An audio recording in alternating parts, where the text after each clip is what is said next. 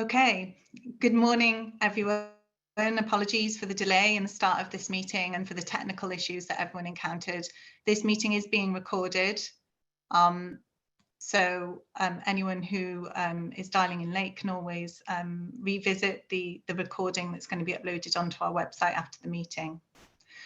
So good morning, welcome to the Office of Energy Infrastructure Safety or Energy Safety's public meeting to consider adoption of the 2023 to 2025 Wildfire Mitigation Plan or WMP guidelines.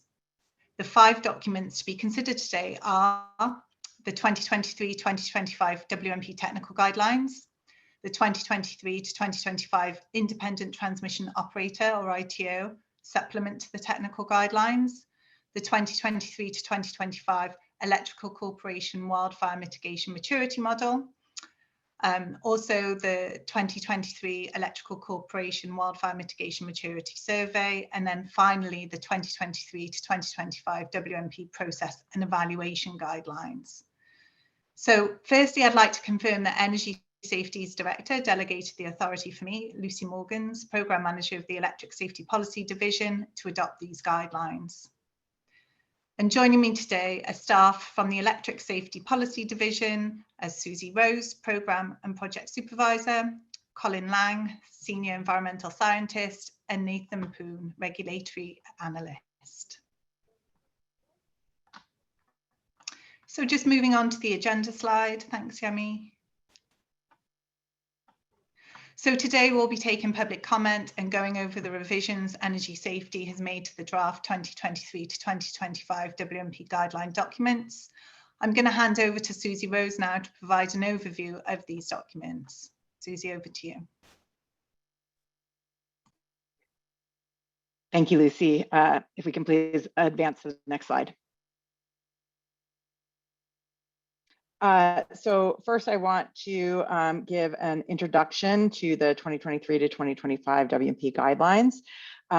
The Public Utilities Code 8386B requires each electrical corporation to annually submit a wildfire mitigation plan to the Office of Energy Infrastructure Safety. That's us, Energy Safety.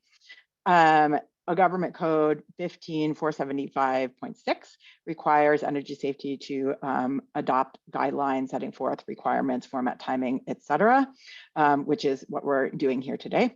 Then specifically for our guidelines for the electrical corporations, WMPs, these include requirements for what the electrical corporations must submit in their WMPs, requirements for how the electrical corporations must submit their WMPs, an overview of Energy Safety's WMP evaluation process.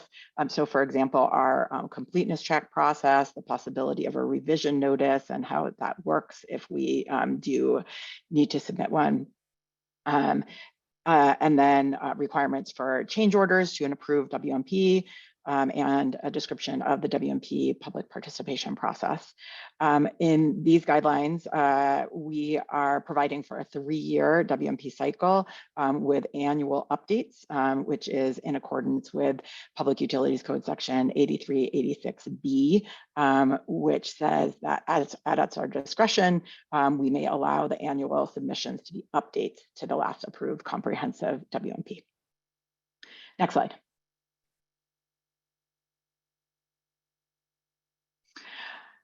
So here is a list of the documents that we are considering for adoption today, and we're generally calling these the WMP guidelines or the suite of documents for the WMP guidelines. First, we have the 2023 to 2025 WMP technical guidelines. So this addresses the substantive content of the WMPs and also provides requirements for what the electrical corporations must submit in their WMPs. We have the 2023, additionally, we have the 2023 to 2025 WMP Independent Transmission Operator, ITO, supplement to the technical guidelines, and this provides our modified reporting requirements for the ITOs. Third, we have the 2023 to 2025 Electrical Corporation Wildfire Mitigation Maturity Model. And the maturity model describes a tool that energy safety utilizes for measuring electrical corporation maturity related to wildfire mitigations. Fourth, we have the 2023 Electrical Corporation Wildfire Mitigation Maturity Survey.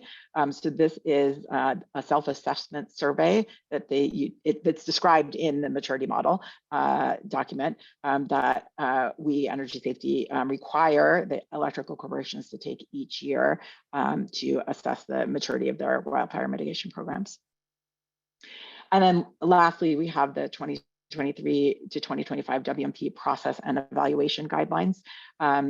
These guidelines provide requirements for how electrical corporations must submit their WMPs, provides an overview of our WMP evaluation process, provides requirements for change orders to improve WMP, and describes the WMP public participation process.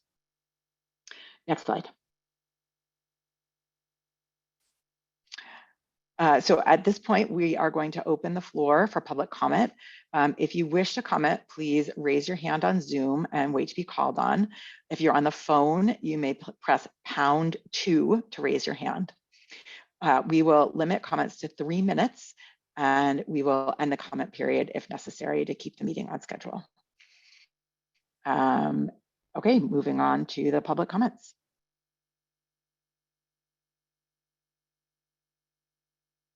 There are currently no hands raised at this time.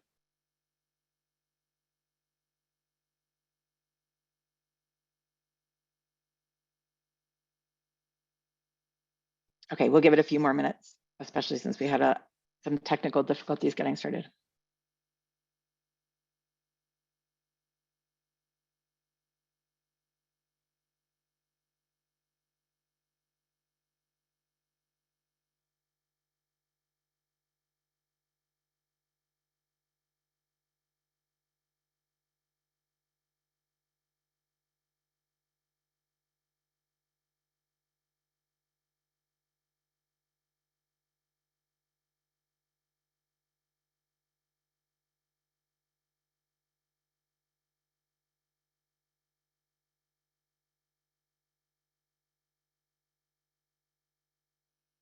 So I see in the Q&A that question from Holly from Cal Advocates. The question is, can you verify if the WMP schedule is part of what is being adopted at this meeting or no? And that she didn't hear it mentioned. So thank you for the question, Holly. The WMP schedule is not an official guidelines document. The process and evaluation guidelines are a guidelines document, and that says we will be adopting a schedule, basically, that will be, that will be forthcoming. And the WMP schedule, we'll go over this at the later in the slides, but the WMP schedule will be posted to the service list before close of business tomorrow. Panelists, we also have a raised hand.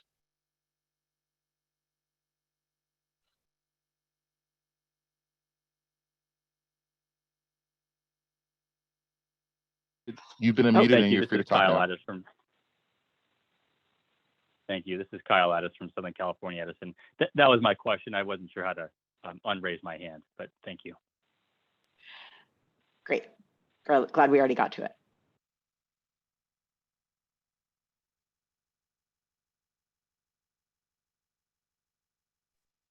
We have another raised hand.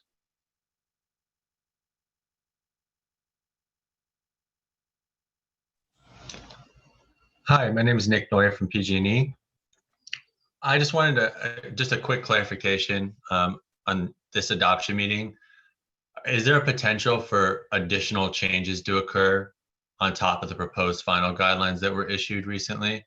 And the reason I asked is just because I think the original schedule said the final survey was going to be on the 15th, or I believe the middle of this month. So I just wanted to understand if there was opportunities that additional changes might happen.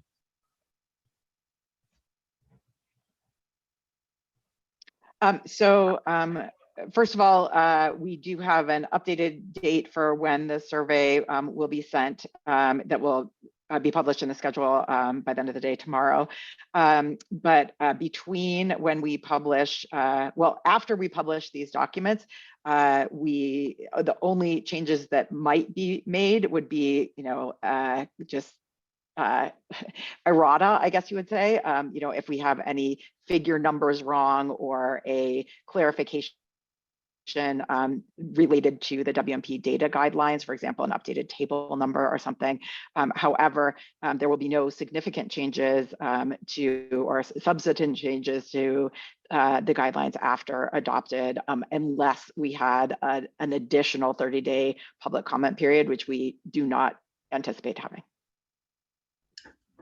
Thank you. So just so I understand correctly, so the schedule will be posted tomorrow, but the guidelines that you just covered, we don't anticipate any further changes to those at this time, other than minor, like references or erratas, something that is not substantial. Exactly. Awesome. Thank you so much. You're welcome. Thanks for the question. We also have a question in the Q&A from Jordan Perillo. Can Energy Safety provide an update as to when it will provide the following? The first one is the 2023 to 2025 WMP template in Word. I believe that is available upon request. Nathan, is that correct? Yes, we'll have that ready shortly after the adoption of the final guidelines, and we'll send those directly to the utilities, and then for any members of the public that would like to also have access to the template, they can email safetypolicy@energysafety.ca.gov to get a copy of that. And then the second thing in Jordan's question is the final WMP data guidelines. So that will be also same as the schedule that will be published before the close of business tomorrow, provided that we adopt everything today. We have another question from John Rankin from SCE that says, given that we're only serving the WMP via email to Energy Safety on February 13th, can we assume that data requests cannot be submitted until the official WMP is submitted on March 27th? I believe that the answer to that, Lucy, please correct me if I'm wrong, is that data requests can be submitted to the utilities. However, the 3-day turnaround on the data requests for data request stakeholders would only apply after the official WMP is submitted on March 27th. Lucy, is that correct? Yeah, that's my understanding. Let me double check and I can put it in the chat.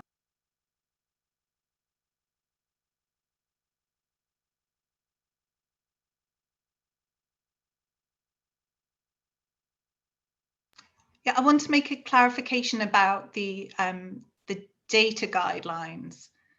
So my understanding is that Energy Safety will hold a public meeting for the adoption of the WMP data guidelines on December 15th.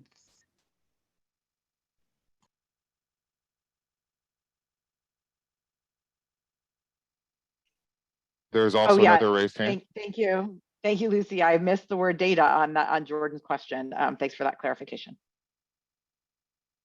Let's go to the raised hand.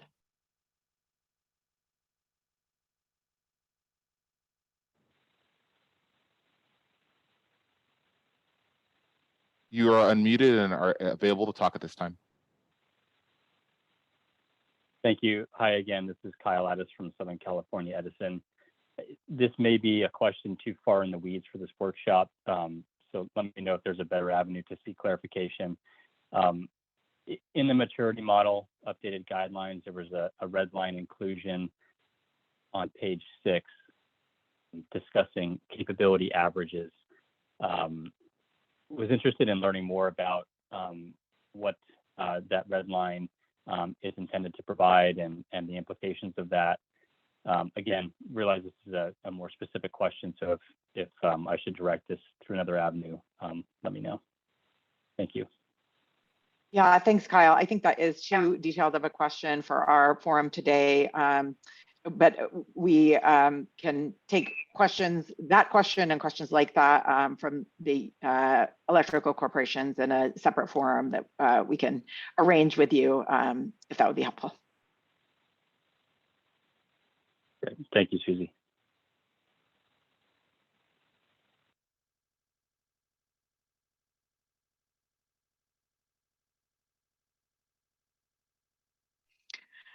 I see a question from Andrew Ace saying, did Lucy state the data guideline adoption meeting is the 15th? The notice says the 14th. We received, when I asked our data team, they told us the 15th, but if the notice says the 14th, then it should be whatever the notice says. So sorry for that confusion, and stick with the date on the notice. We also have another raised hand.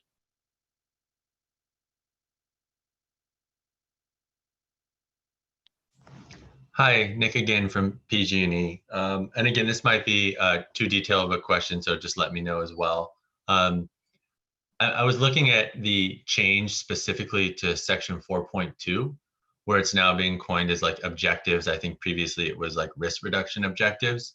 I just had a question on how objectives should be considered differently in section 4.2, if at all, from section 8, where there's all the summaries of objectives by different category for our WMP initiatives.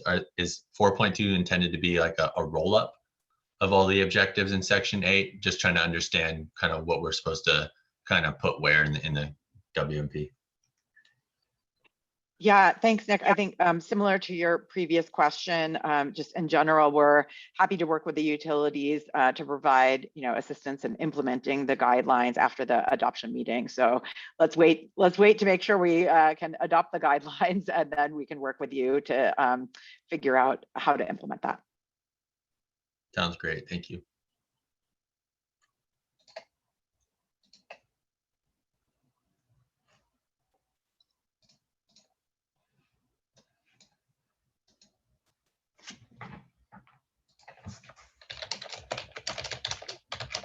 Susie, I think you're muted. Yeah, thank you. Sorry.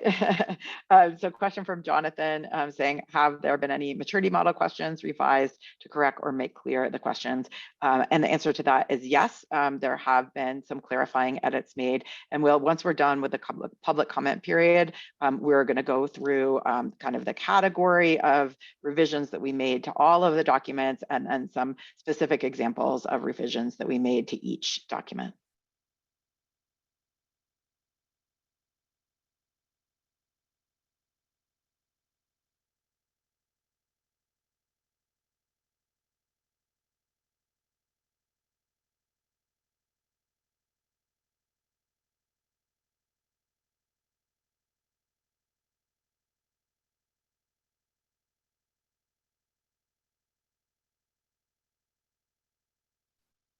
Okay, Yemi, any more raised hands? There are no raised hands at this time.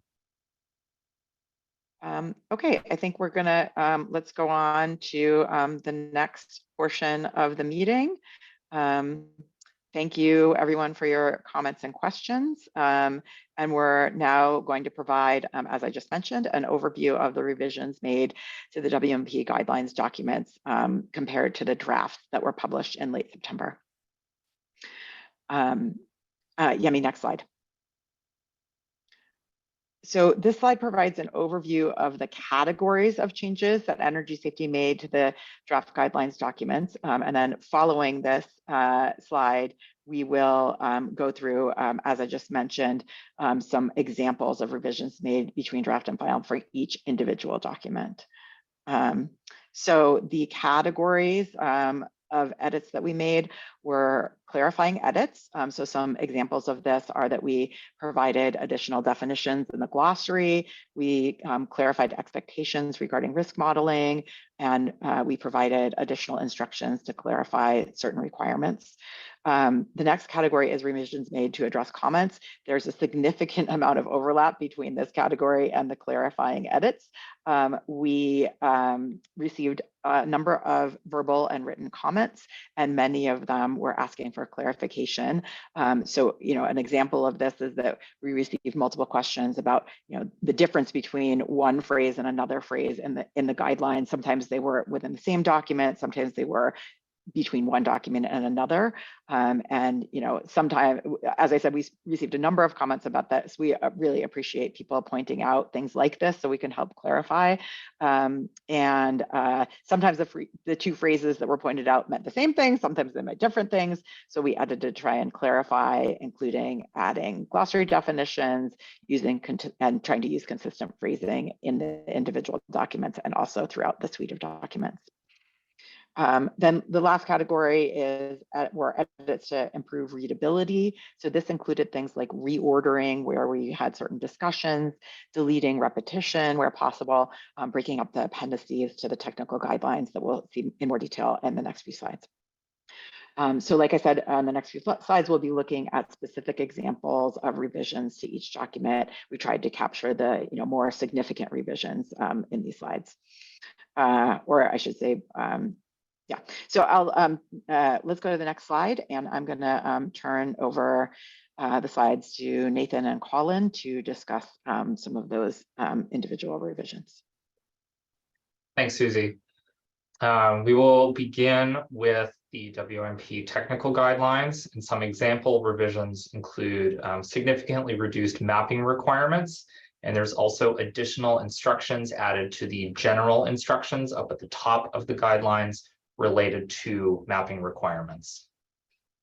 The section environmental compliance and permitting in draft lived under the vegetation management and inspection section, but has been moved to section 5 because environmental compliance and permitting affects all WMP activities, not just vegetation management. In section 6, the name of the risk component wildfire spread likelihood was changed to burn probability to reflect industry standard. In section 8, we clarified a lot of language around the requirements for initiative targets, objectives, and performance metrics. And in the situational awareness and forecasting section, we deleted ignition likelihood calculation and ignition consequence calculation, and it was replaced by the initial intent, which was to report about the utility's fire potential index. We could go to the next slide, Yemi. In the appendices to the WMP technical guidelines, there were several, these are some of the example revisions. Appendix A now includes initiative definitions, as we have had in previous iterations of the WMP guidelines. Appendix B has been greatly reduced and now solely focuses on risk modeling and also has reduced reporting. Much of the detailed reporting on risk modelings must be, quote, readily available to provide if requested by energy safety or designated stakeholders, in an effort to reduce the size of the WMP and Appendix B. Tables 8, the tables listed A.5-1 and A.5-2, the summary of top risk circuits that was in the draft version of Appendix B, have been moved to the data guidelines to allow for Excel format submissions. A newly created Appendix C includes all of the additional mapping requirements from the main body of the technical guidelines. Appendix D is newly created to allow the utilities to respond to the areas of continued improvement identified in the 2022 decisions. And Appendix E is a list of all referenced regulations, codes, and standards in the main body of the WMP. We could go to the next slide. I'll hand it off to Nathan. Thanks, Colin. So there have not been many changes to the ITO supplement. The only changes that were made were updated to the section references to match those changes made in the technical guidelines, just the titles and the quoted sections of the technical guidelines. For the maturity model and maturity survey, the maturity model is no longer Appendix C to the technical guidelines as it was published in draft. It is now a standalone document. We simplified the terminology around sub-capability scoring philosophies. There were quite a few comments about raising concerns about this terminology, so we simplified it. All the under sub-capabilities are called just sub-capabilities. We've gotten rid of the scoring philosophy terminology. There were also a number of comments asking about using a average score for the sub-capabilities. We have not changed how the scores are rolled up into the capability scores for the maturity model, but we have made clear that the average score at the sub-capability level will also be used as an evaluation methodology. And lastly, as one of the public commenters pointed out earlier, we have made many clarifying revisions to the maturity model questions. For example, there are a number of questions that previously asked for about equipment. We made those clarifications about what equipment specifically, whether it's distribution or transmission, to make those questions more clear.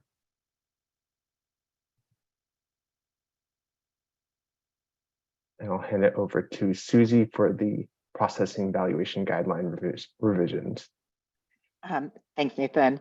So we did make some revisions to the process and evaluation guidelines to address comments and to clarify terminology. We made some revisions regarding change order requests.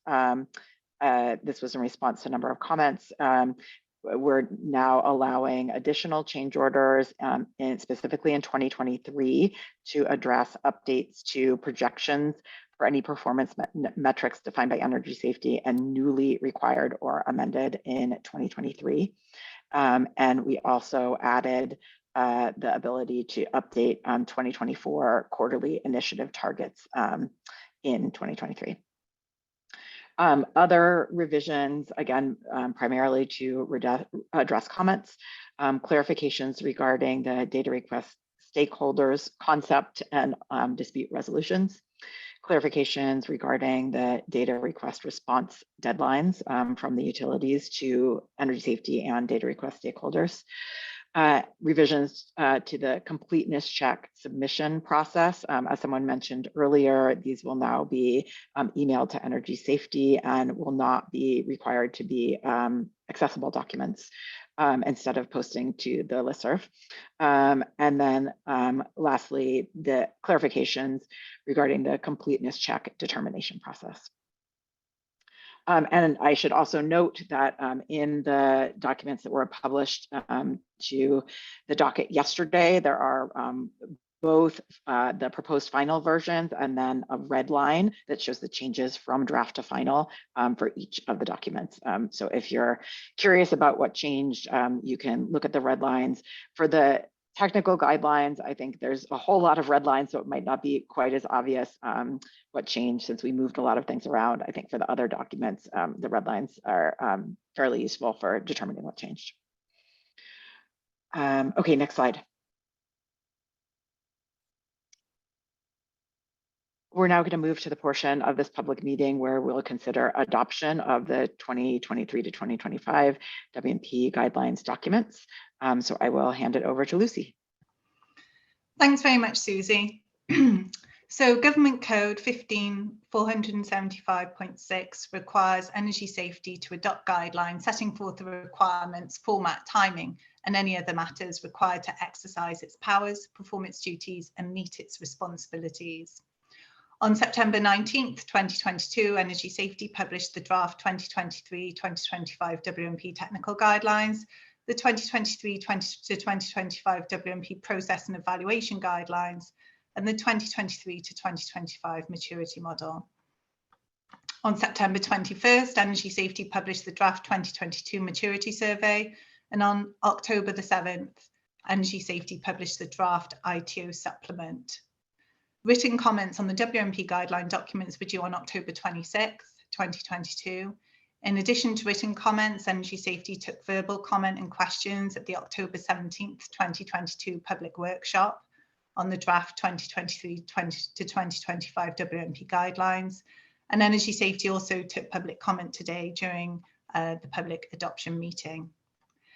Energy Safety has considered both written and verbal comments in its revisions of the 2023 to 2025 WMP guidelines documents, the final 2023 to 2025 Wildfire Mitigation Plan Technical Guidelines, the final 2023 to 2025 Independent Transmission Operator Supplement to the Wildfire Mitigation Plan Technical Guidelines, the final 2023 to 2025 Electrical Corporation Wildfire Mitigation Maturity Model, the final 2023 Electrical Corporation Wildfire Mitigation Maturity Survey, and the final 2023 to 2025 Wildfire Mitigation Plan Process and Evaluation Guidelines are hereby adopted.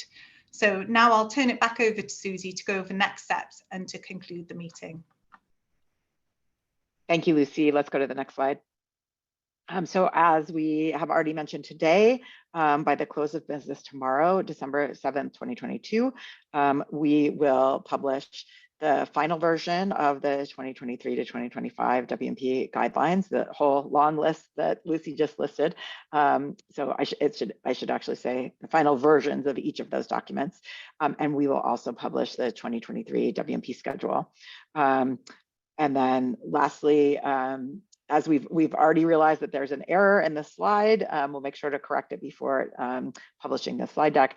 Energy Safety will hold a public meeting for the adoption of its WMP data guidelines on December 14th, not 15th, 2022.